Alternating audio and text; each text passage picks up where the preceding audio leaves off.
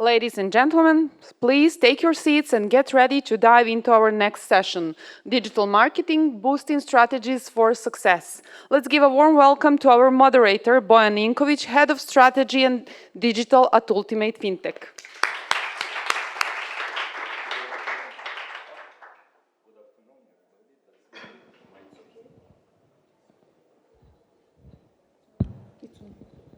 Good afternoon, everybody. Now it's better.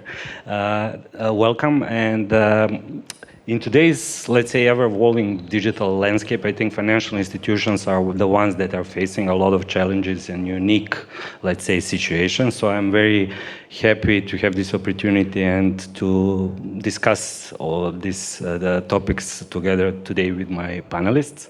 Warm welcome. First, let me introduce all of the panelists. We have Prodromou on my right, communication and DEI consultant, brings her expertise in ensuring inclusivity and effective communication. To her right, it's Karpenko, CEO of SeoProfy, an expert in SEO and digital marketing strategies. And to the right, it's James Clappison, head of SDR at Voiso, with a deep understanding of, let's say, customer interactions and how they make a pivotal role in the digital marketing. So let's kick off this session with, let's touch upon on maybe the role of digital marketing in this, or let's say how the role of digital marketing is evolving in financial institutions, and especially, let's say, considering all of these regulations. And Victor, I would give you the first word to open. Sure. Thank you so much. Hello, everyone. So the question, how does it help to, what's the question actually? Well, the question is, how do you see the role of digital marketing evolving in financial? The importance, the changes that we see, and how do you see it on a general basis? Okay, I can talk only in terms of SEO, because then do so. Because our company does only SEO. Maybe then let's then reframe. Let's speak about how can search strategies in the financial sector adapt to maybe address the changes that we are seeing in this. Yeah, the main changes is like brokers starting to rank less, and affiliates started to rank more, and affiliates sell the traffic to brokers more just because of the parasite websites. Like, for example, you go to a men's journal, buy an article, write about best Forex brokers, get a couple links, and you rank for like this keyword over the all brokers. That's what's changed like 1.5 years, and right now you can see, like, for example, for the even broker keywords that bring pretty good clients, these articles overrank brokers, which is used by affiliates. But we have a couple clients, brokers, who do this the same. They just put themselves number one, in this article, and competitors down, and just outrank affiliates and get the same traffic. Yeah, so and I think, I'm not sure how Google will react on this, but it's pretty bad, It is, but having to see how many regulations are imposed to the brokers itself, this is definitely doesn't sound fair. But do you think this is a short-term, let's say, strategy that affiliates are using, or the guys, and it cannot last, or? I think it depends on the volume of affiliate. Like, for example, probably a lot of people worked with the guys like Phoenixio and common brands that just bought business-to-business community, made it to SEO website and outrank everyone, depends on the volume of affiliate. If I have sources, right, I will invest more to get more of this traffic so I can resell it. It's basically arbitrage, you sell it like CPA to a broker, and make pretty good money. Yeah. Okay, James, can you give us the perspective of how Voiso is emphasizing and enriching customer interactions, and could you shed some light how digital marketing strategies can enhance that customer journeys, and from your perspective of the industry that you represent and how you use it? So to kind of touch on what you spoke about previously in terms of regulations impacting marketing strategy and so forth, Voiso, we're a contact center solution. So I see we have a big visibility of the phone calls of the whole industry. We have a very big market share, so we can literally see that most of the brokers are just abandoning ship on Europe, to be honest with you. As the regulation increases and as the SciSec and ESMA and all these different regulators, FCA, increase the regulation, we're starting to see that the call volumes are significantly reducing in Europe, significantly increasing in APAC, LATAM, Africa, GCC. So it seems like the reaction to the regulations is to just leave almost like a skeleton crew in Europe and then focus on the rest of the world whereby they can continue to use the same marketing strategies that have worked for them previously, just in a different language. I'll add on what Victor said. Do you see then the increase in some other segments that are taking that gap, which is now because what you said for Europe, I think everybody knows that everybody is ditching because of the regulations and not being able to kind of position yourselves at all in digital environment as a broker. Yeah, I'd say the primary increase is probably GCC. The amount of companies that are ESMA regulated that are moving over to GCC now and setting up offices in Dubai to hit those kind of markets has significantly increased. LATAM is a bit of a slower burner because the minimum deposits are lower, there's less incentive to kind of move there, and it's complicated to get the talent in place, especially from Europe, if you want to approach those kind of markets. APAC is its own beast, really. And obviously, Malaysia is a very big market, but it's a very difficult market to operate in. How we get around that at Voiso, for example, there's a lot of places whereby you need local documents or regulations or so forth to acquire phone numbers. If you have a local phone number, the probability of the client answering significantly increases. Because we have presence and data centers in most of these different countries, like Dubai and so forth, we're able to offer the local phone numbers for each of these independent regions. And one of the most underestimated aspects of any digital marketing campaign is, the broker's success is we spend this much money to bring clients in, then we lose X amount of clients. The difference between the two determines the growth of the broker. What is often overlooked is how, once the leads come in, how effectively you communicate with those clients. Are you sending them signals on WhatsApp? Are you sending them margin calls on WhatsApp? Do you have, we have speech recognition in place so that the brokers can understand what assets their clients are pitching. If your agent says the word deposit, it pops up, you can listen to the phone call live. So all of these different things together optimize the digital marketing campaign. So it's all well and good, focusing on your banners, focusing on your SEO, focusing on all these different things. But if your base communication with the client isn't there, then you're not effectively managing the leads that are coming in. Absolutely, because it's the leads are just the upper part of the funnel. Then it comes to the sales and the guys to close it, and a lot relies on them. When we speak about communication, Anna, I'd like to ask you, with your focus on communication in DEI, how do financial institutions refine their digital marketings in order to make them be more inclusive and effectively communicate to diverse audiences that they do have in front of themselves? Thank you, first of all. It's very nice to be here again this year.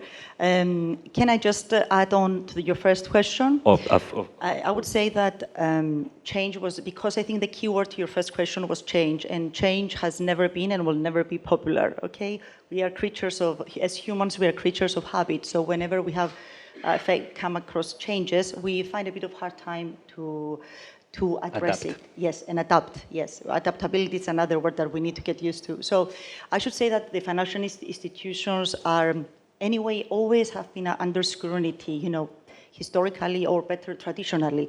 So I think they will find their way through to navigate this difficult situation, because I do agree that it's a difficult situation.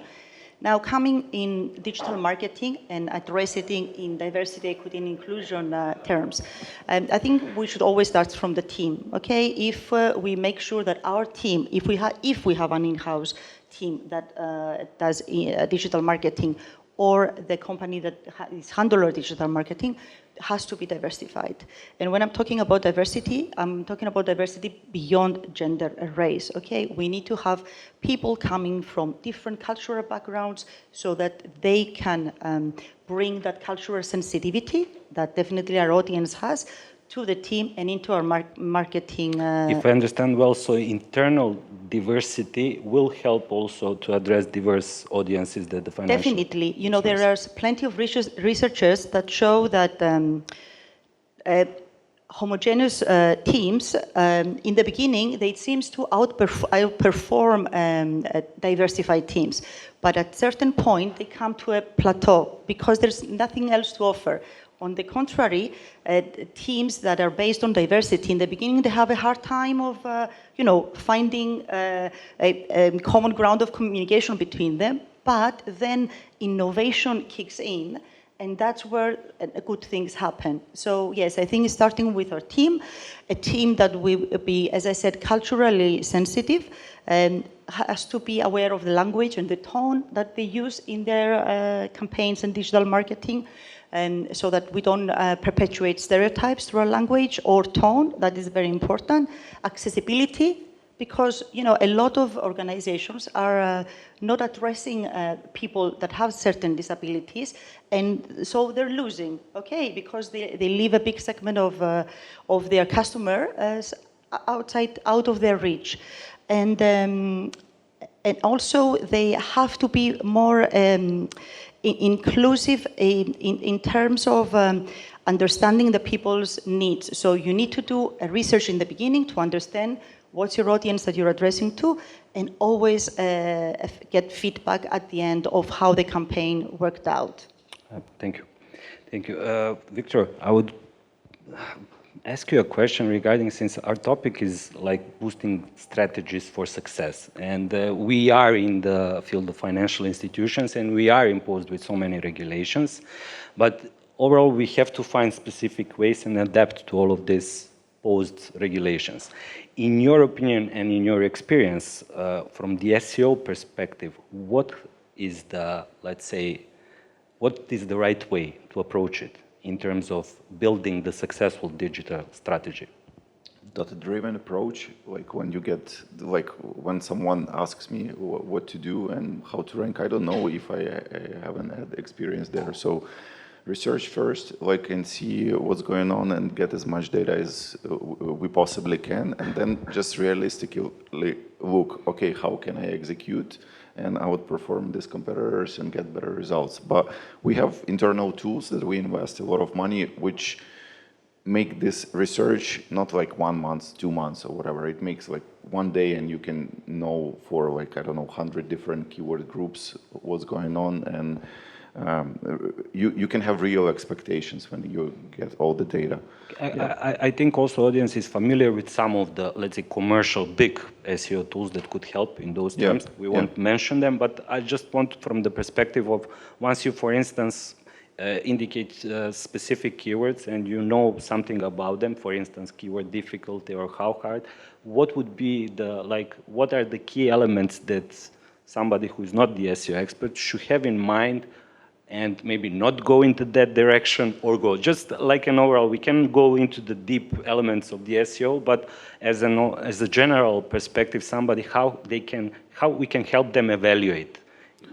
Just to see all the data, because for example, sometimes people analyze backlinks, which is like super important factor to rank website and get trust to these pages, and sometimes they don't see hidden links. Sometimes they don't see hidden redirects, and they're like, oh wow, it's keyword difficulty 0, we're gonna rank tomorrow, and they just don't take it as a fact, right?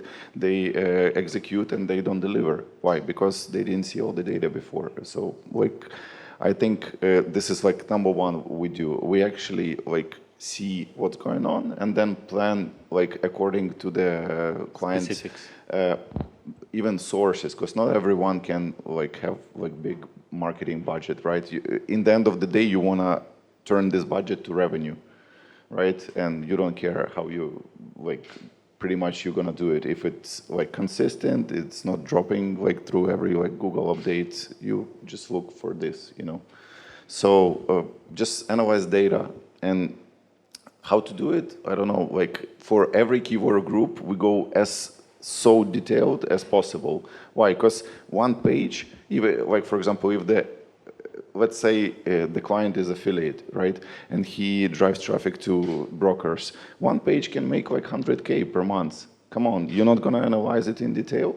Like you're gonna you will see everything possible that what your competitor is doing, and will like Twitch and make the elements to stand out. Yeah, so like we are not, we know how to find low-hanging fruits, but it's like a fairy tale, you know, you need to put more effort, you know, to... Hours behind. Yeah. So it's not a magic and easy thing to do. Yeah. James, from the interaction standpoint, I mean, I think you as a company are in the middle part of the funnel. So you get to hear after the leads come, you get to hear what's expected. And in those terms, what would you recommend from your experience, what can boost quality digital strategy in terms once the leads are there, how to then react?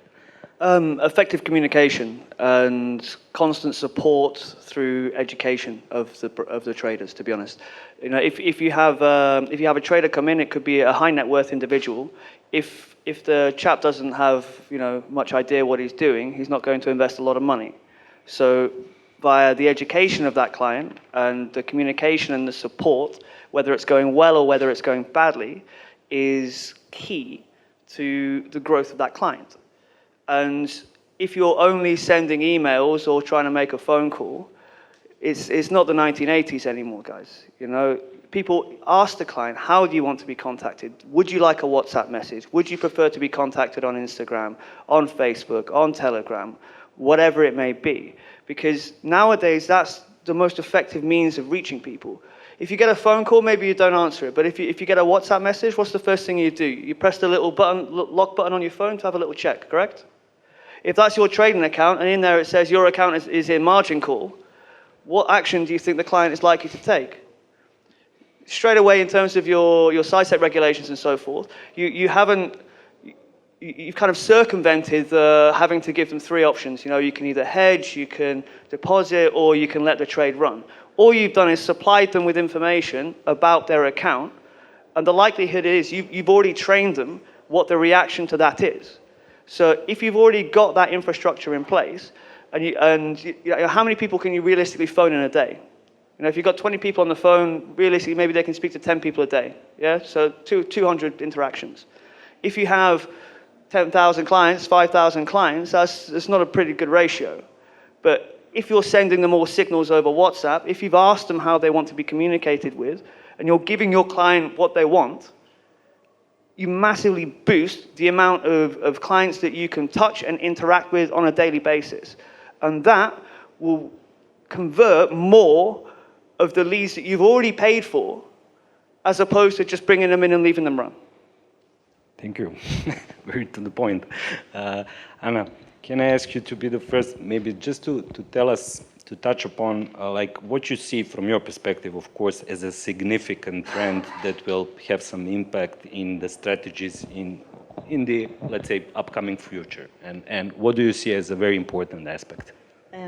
First of all, effective communication, it's always key. I totally agree. And there's, I think people and organizations don't understand that there has to be effective communication in the companies, and exactly personalization. So I think one of the things that is going to take us ahead is technological innovations like AI tools that can help us so that we can achieve that personalization, which also how we communicate with our... Personalization on a scale. Yes, yeah, exactly. So that even the basic thing of how a client needs to be contacted, it's very important, because we might piss them off, you know, if we're just using something that they're not interested in using. So I think using technology, personalization, but from my perspective, I will say ethical and sustainable, campaigns. I think that's very important. I think we need to understand that our clients are more and more educated.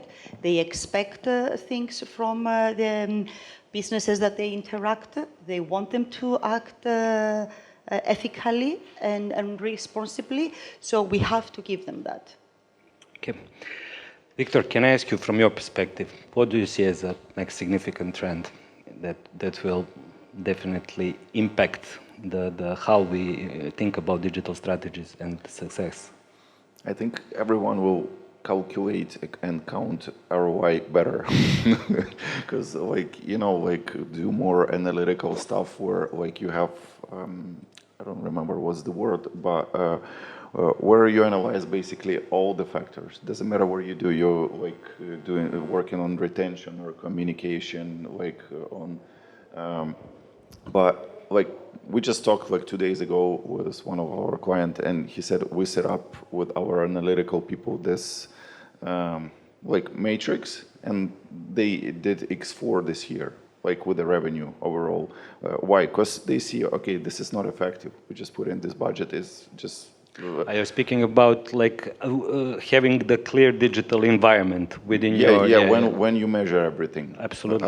Absolutely, every channel. I can confirm that because if I'm not saying SEO is the best search of traffic. If you find something with the influencer somewhere that can get you faster revenue out of this channel, of course it's good, but you need to measure it, right? So I think it will go more with AI related, where you will get automated dashboards or look at the right numbers. So you just basically arbitrage in the traffic.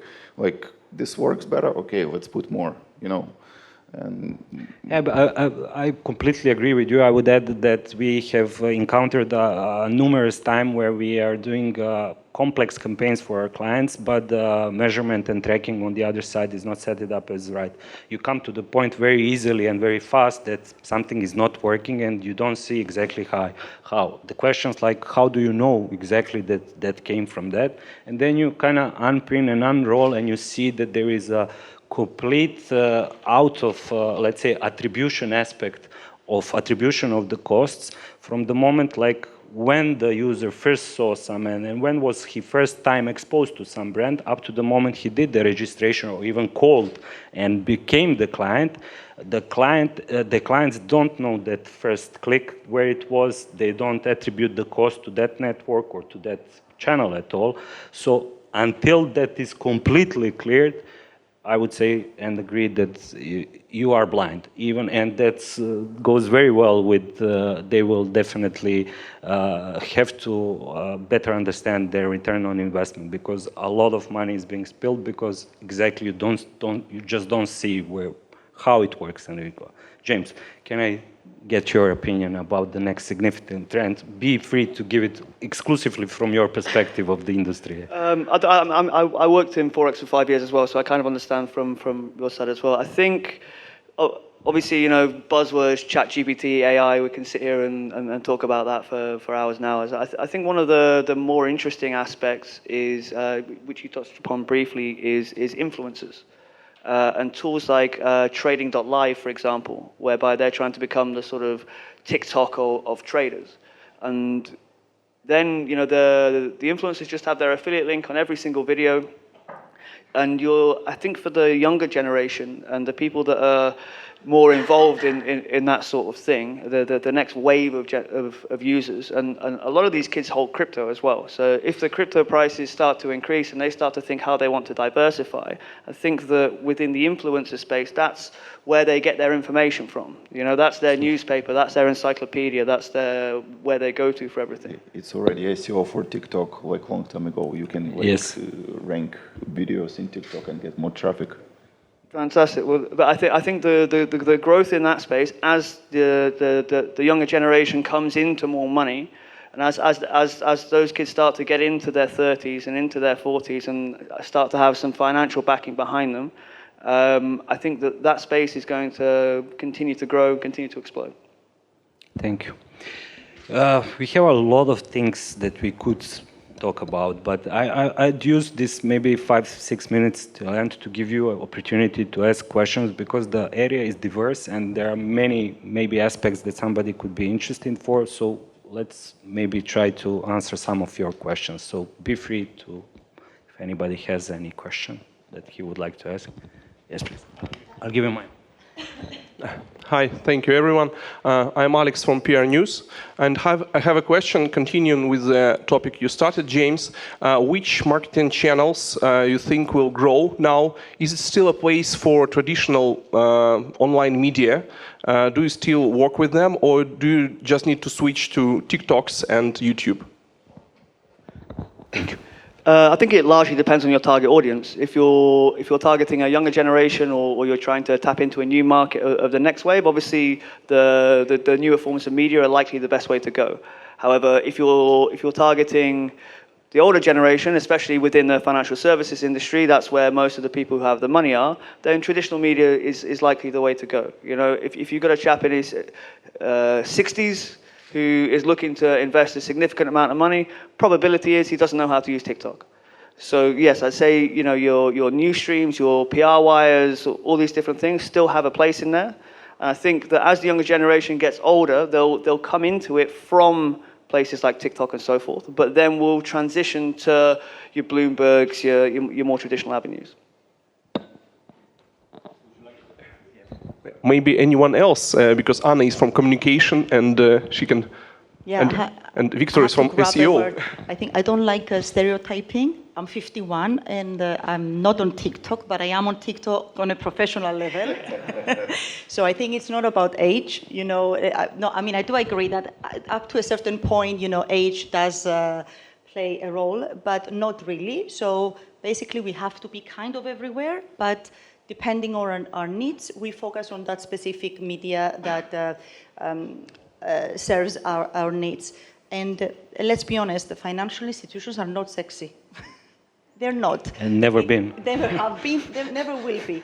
So we have to find other innovative ways, you know, of attracting people's interest. So that might be, you know, social media, TikTok, which is a very new thing, or influencers, and you both. So I think we just have to find the specific tool that will serve our needs. I would agree 100% that the financial institutions are a way of becoming loving brands, such as Apple, or having those kind of, let's say, brand authority behind them. But demographics is one of the topics, as I said, we haven't mentioned. And it really requires to diversify completely, not only the channels that you use, but the overall communication you need to adapt for each of those groups in your demographics, market-wise specifics, cultural specifics, religion specific, so many elements that need to be kind of diversified, but again, compiled into the one, let's say, unified story that represents your brand. It's not an easy task, but that's what comprises the successful digital campaign, I would say, even the marketing campaign itself. I would just add a couple of seconds. In terms of SEO, media is like the best, but what it goes to, everyone wants to have an exclusive deal with the media. Like, for example, when you buy a folder, like for example, for betting or for trading or whatever, and you have a contract that other people can't just post an article. This is like so far the trend, because everyone, like, who knows in this room website outlookindia.com? Outlook, yeah. This website ranks for any possible keywords, like from any niches, from adult to trading to casino. So like for example, when I post an article and our other affiliate can post an article, they like cannibalize each other, and like, you know, it's bad. But when you buy a folder in the media, like, and have like direct contract, this is like so far what I see is pretty good. But in terms of like what you just said, you can use article and target them to people in TikTok or Facebook or whatever, because with some media publishers, you can post an article, pay them extra money for Facebook ads and whatever, and target the audience with this article, and it works like even like better, like it's combined. Yeah.